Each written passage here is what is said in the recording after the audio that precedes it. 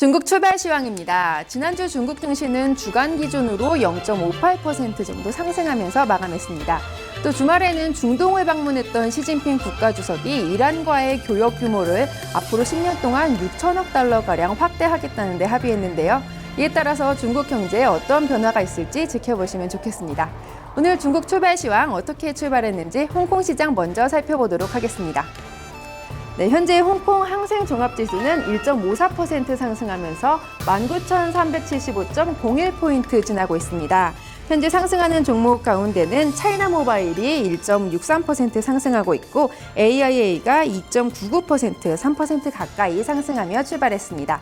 이어서 홍콩 H지수도 살펴보도록 하겠습니다. 현재 홍콩 H지수는 0.71% 상승하면서 8,162.45포인트 지나고 있습니다. 신호팜이 3.61% 상승하고 있고 비아적이 2.52% 상승하면서 출발했습니다. 하락하는 종목 가운데는 현재 민생은행이 0.60% 하락하며 출발했습니다. 이어서 중국 본토 증시 살펴보도록 하겠습니다. 현재 중국 본토 증시 상하이 종합지수는 0.51% 상승하면서 2,931.43포인트 지나고 있습니다. 이어서 상하이 A지수도 살펴보도록 하겠습니다. 현재 상하이 A지수는 0.49% 상승하면서 3,067.42포인트를 지나고 있고요. 대형주 위주로 구성되어 있는 상하이 180지수는 현재 0.20% 상승률을 보이며 6,692.85포인트를 지나고 있습니다.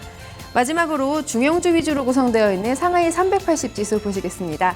현재 0.62% 상승하면서 5,314.71포인트 지나고 있습니다. 장 마감될 때까지 어떤 변화가 있을지 잘 살펴보시면 되겠습니다.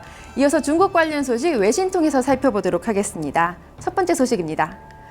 중국의 인터넷 보급률이 사상 처음으로 50%를 넘긴 것으로 집계됐습니다. 특히 스마트폰을 사용하는 사용자 수가 급증한 것으로 나타났는데요. 신화망의 보도로 살펴보도록 하겠습니다. 현지 시간으로 24일 신화망의 보도에 따르면 중국 인터넷정보센터는 2015년 중국의 인터넷 사용자 수가 12월 말 기준으로 6억 8,826만 명으로 집계되며 50.3%의 보급률을 기록했다고 밝혔습니다. 중국의 인터넷 사용자 수가 50%를 넘긴 것은 이번이 처음인데요. 이 중 90.1%가 스마트폰을 이용해서 인터넷을 사용하는 것으로 분석됐습니다. 분석에 따르면 스마트폰은 인터넷을 사용하는 중요한 수단이 되었으며 약 1억 2,700만 명은 오로지 휴대전화를 통해서만 인터넷을 사용한다고 밝혔습니다. 이 같은 인터넷 사용의 급증은 전자상거래와 인터넷 금융시장을 크게 발전시키고 있습니다.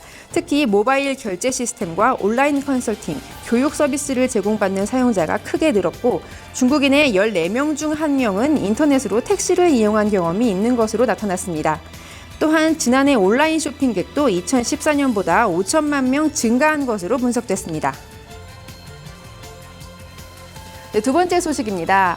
앞서 첫 번째 소식을 봤을 때도 인터넷 사용률을 통해서도 중국의 서비스 산업이 조금씩 변화를 보이고 있는 모습을 확인할 수 있었는데요. 중국이 제조업 중심에서 소비와 서비스 중심으로 옮겨가기 위해 이번에는 철강과 석탄의 생산량을 제한하겠다고 밝혔습니다. 로이터 통신의 보도로 살펴보도록 하겠습니다.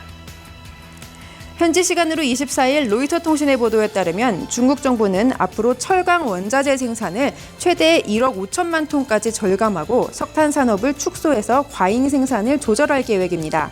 중국 국무원은 이 같은 결정을 발표하고 새로운 석탄 생산 및 추가 용량 승인을 중지할 것을 강조했습니다.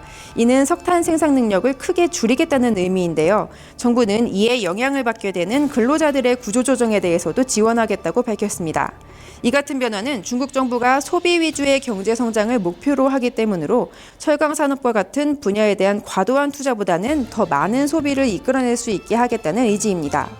현재 중국의 철강 원자재 생산량은 2015년 기준으로 8억 380만 톤으로 2014년에는 2.3% 감소하면서 처음으로 생산이 감소하는 모습을 보였습니다. 중국은 이미 지난 12월에도 새로운 광산 승인을 중지하겠다고 밝힌 바 있습니다. 이상 중국 출발 시황이었습니다.